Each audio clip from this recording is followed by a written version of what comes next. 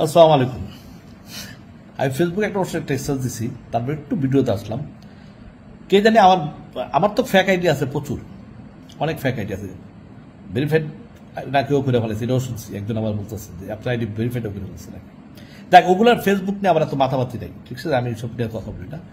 তো কি একটা জানি লেখা লিখছে, সেটা আমার ফেসবুকে আমি ক্লিয়ার করে দিছি।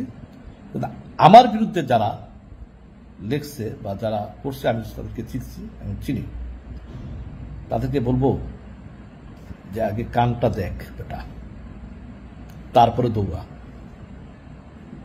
একটা মানুষকে কিছু বলতে হইলে তার সত্য তার পিছনে যাচাইটা করতে হয়। এই সেন্সটা না থাকে তো তুই বেটা মানুষই না, মানুষের পর্যায়ে অবস্থা। সেটা যেই হোক,